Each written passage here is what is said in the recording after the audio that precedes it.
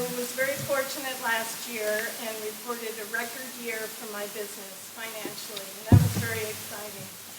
And so coming into this year, I had great expectations, and yet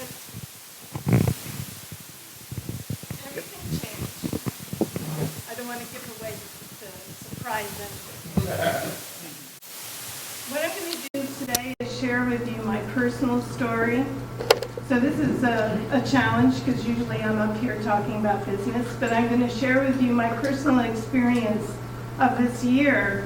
And my hopes are that you may find some takeaways, some inspiration that'll help you not only with your life, but also with your business. So this year, I started off with a bang, right? And I'm very excited about my business. And I'm going like crazy. I'm taking on more and more clients. I have some great projects that I'm working on. And I'm on a roll. I'm on a mission. It's very exciting, right? I did all these brand strategy sessions. I had wonderful clients, all kinds of things going on. But here I am. I'm following the rabbit. I'm going like crazy. I'm drinking lots of coffee. I'm getting up I wake up automatically at 3 or 4 in the morning. Well, I'll just get up. And then I go to bed late. And I do the one-on-one networking. I volunteer. I'm going crazy with all of this, right? Well, then something happened. I got sick. And I thought, most of us, we might get a cold or something like that. Well, in this case, it was actually my blood pressure spiked. I got an infection. I got antibiotics, but I ended up sleeping for 12 to 15 hours a night. These were things that are happening to me that had never happened before. So it got my attention, right? So the first thing I did was to clear my calendar. Fortunately, it was the 4th of July week, and so I canceled all my one-on-ones. Fortunately, I'd finished some of my projects. Others I was able to postpone. And this is when I decided I really needed to take action. So I decided to do some self-care. I went to Dr. Fazio.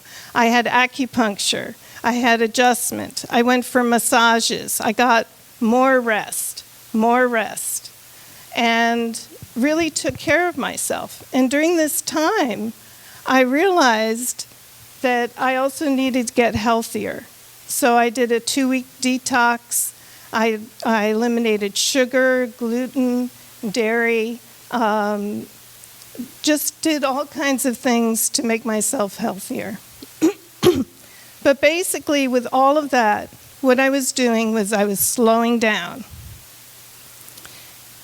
This was so important. Instead of chasing that rabbit, I decided to follow the lead of the tortoise. Just slow down, and as Bill was saying, stepping back from my life and my business.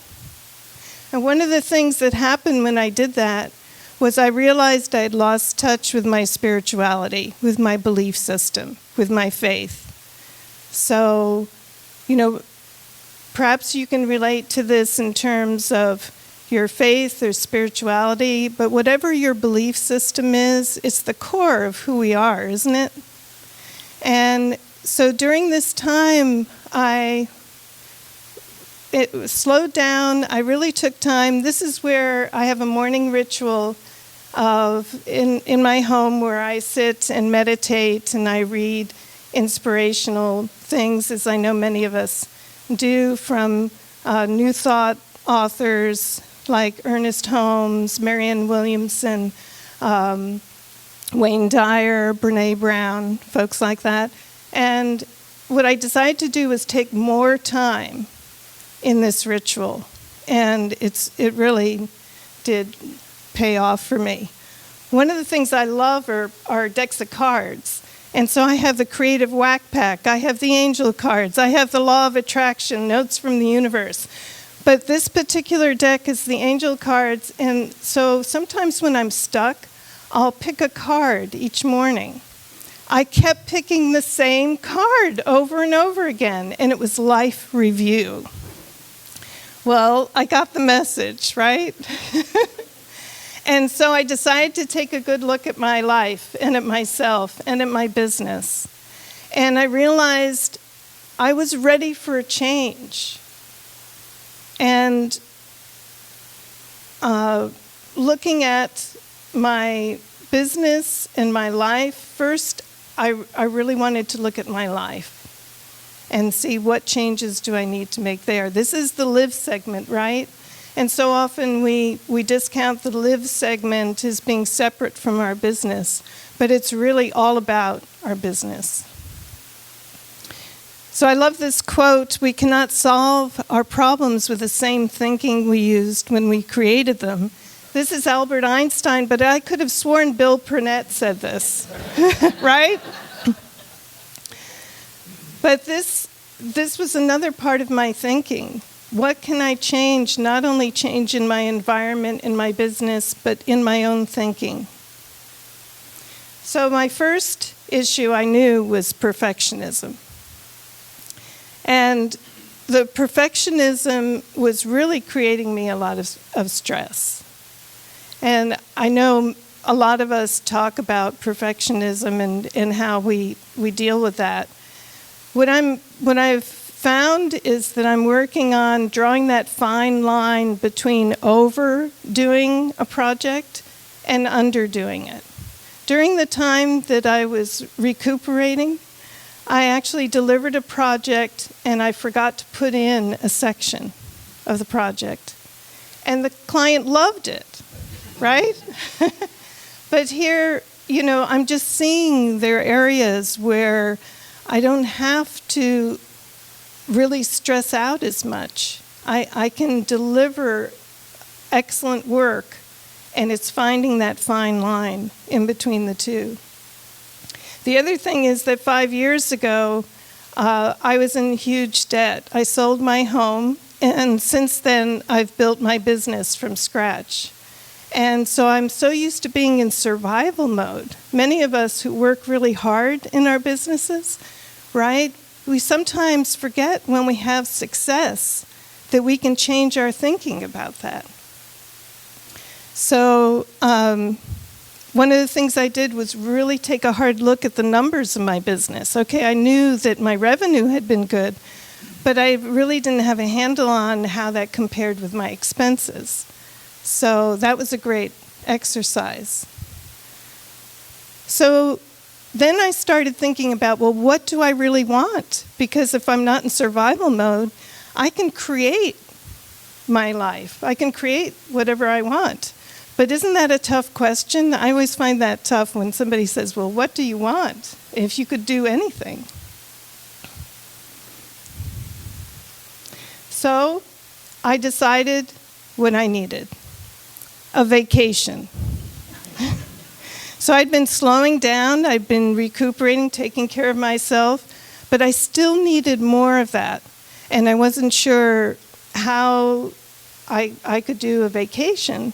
But I realized that, being single, there weren't a lot of options for me.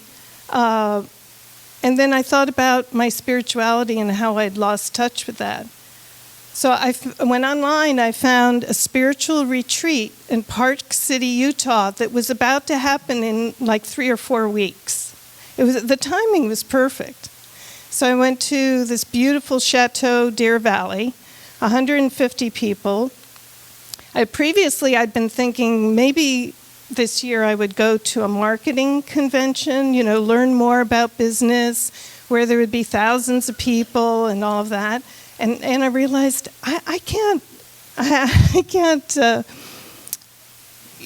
have all those people. It would be too many. This was 150 people. It was all keynotes, workshops, on positive personal development. I mean, just imagine being in that environment for 5 days.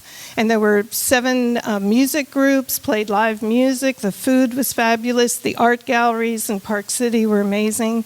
When I came back from that, I had so much more clarity around saying yes and saying no. It helped me so much to have that foundation of my personal belief systems. I ran into a group of friends, we had dinner, and immediately the negativity just blew me away. But I realized in the past that had given me stress. Now I felt grounded enough that it didn't bother me. I could walk away from it. It also gave me clarity on saying yes to more things of what I really want. And that's to dream, to really build and expand our lives. So often if we're in survival mode, we're thinking about limitation and not expansion. This is my office at home. And I have this sign on the door that says, go to your studio and make stuff. But was I doing any of it? No. So it really inspired me that I needed more creativity in my life, which I also realized was the same thing as spirituality. I also read this book called The $1 Million One-Person Business, which I highly recommend. It has a lot of how-to information in it. And the big takeaway I got from it was instead of implementing our business, orchestrate it. And so I started thinking about how could I do more of that in my business? How could I bring about more creativity in my life?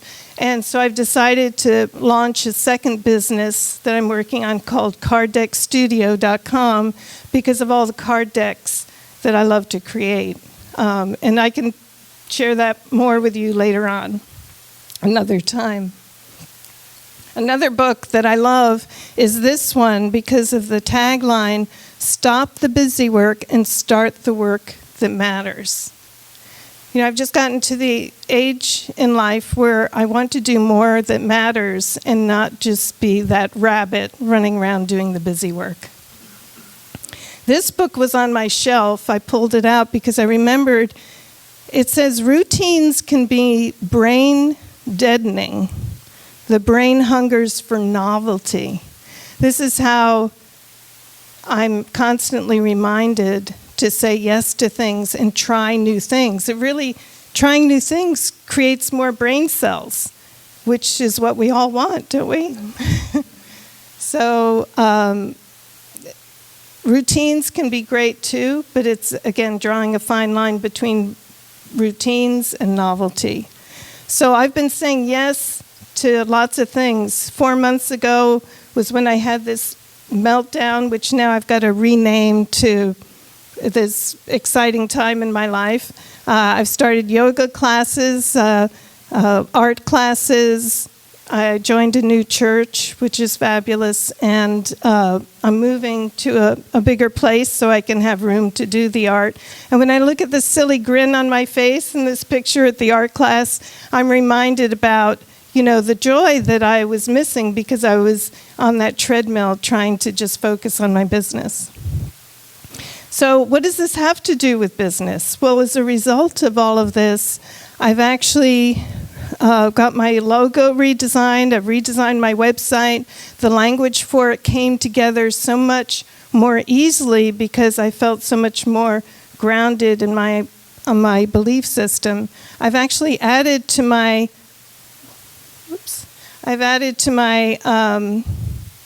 email signature. I used to say cheers, Cynthia. Now I say grateful. And at first I thought, well, can I really blend this kind of spiritual aspect into my business? But every time I send an email out, it feels right. It feels good. So you're probably wondering, how is this year shaping up financially?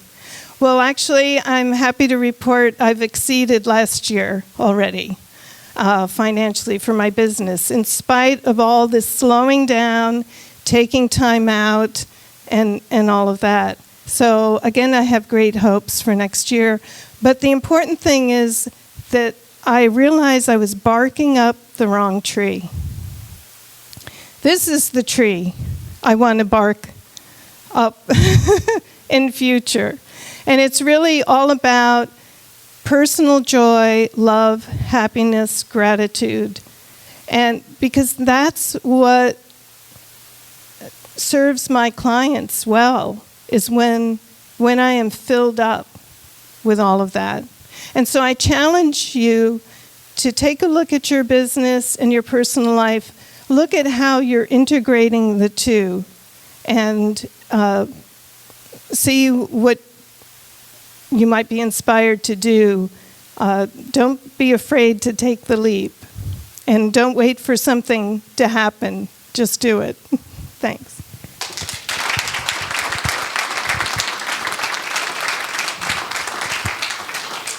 Do you have any questions?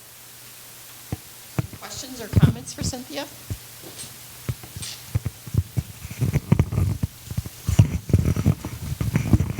Yes, Cynthia, great story, and thank you for sharing it with us.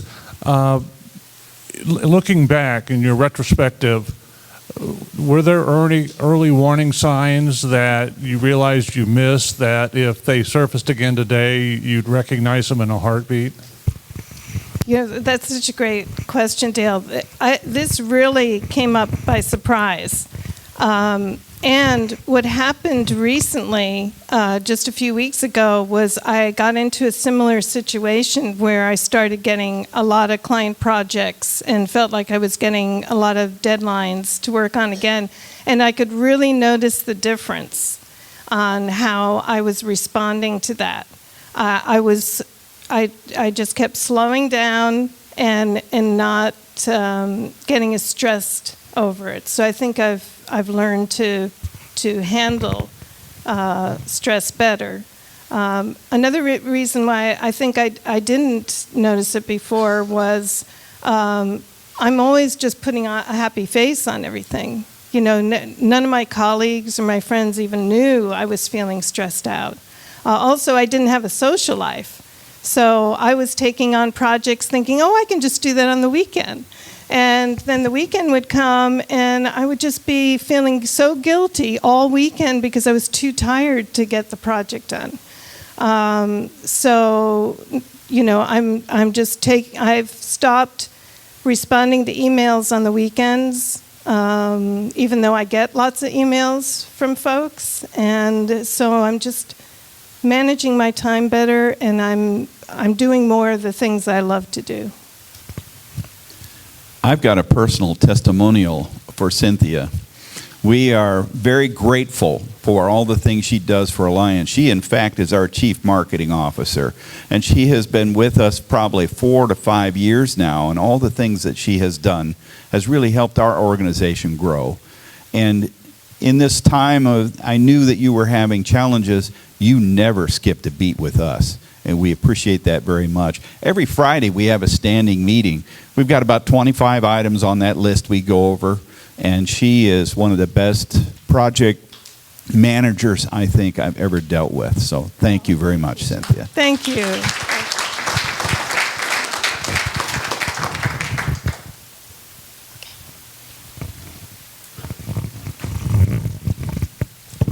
So thank you for the presentation. I loved it. I could actually feel myself getting calmer just listening to you. And so that was great. That's wonderful. So a couple of comments. First of all, I love your dog, but actually I think Richard's dog is cuter. I just want you to know that. So you might want to see if you could rent him out and put him in your next presentation. Yes, but, thank you. Thank you. Very but your thing up there about the brain deadening effect of habits and routines, it's interesting. Bill and I were talking about that a little bit before, and there's a wonderful book called Better Than Before. And most of you know that I'm deeply involved in the whole systematic continuous improvement effort. And one of the things that the book said that it just really hit me right between the eyes is that habits and routines are wonderful servants, but they're terrible masters. So you have to figure out how you can balance those two things to make sure that you're maintaining a little bit of routine to keep your life steady and predictable, and always thinking about how being better than before is possible. Thank you, Les.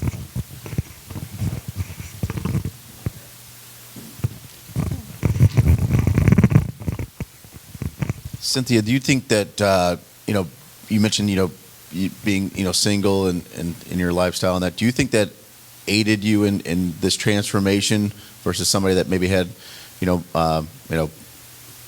kids and husband and everything that tend to jumble and maybe conflict, or I guess I don't know what the word is, but maybe hold up your plans?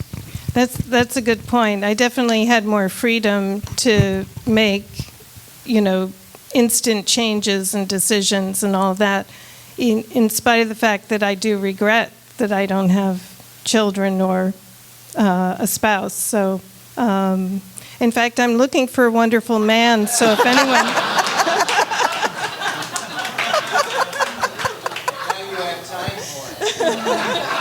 But I truly believe the reason I haven't found him yet was that I needed to enjoy my life on my own, which, there's so many days now when I just think to myself, wow, I am so happy and, really enjoying myself. So I'm getting the sign now. I've got to cut the cord. Okay, thank you.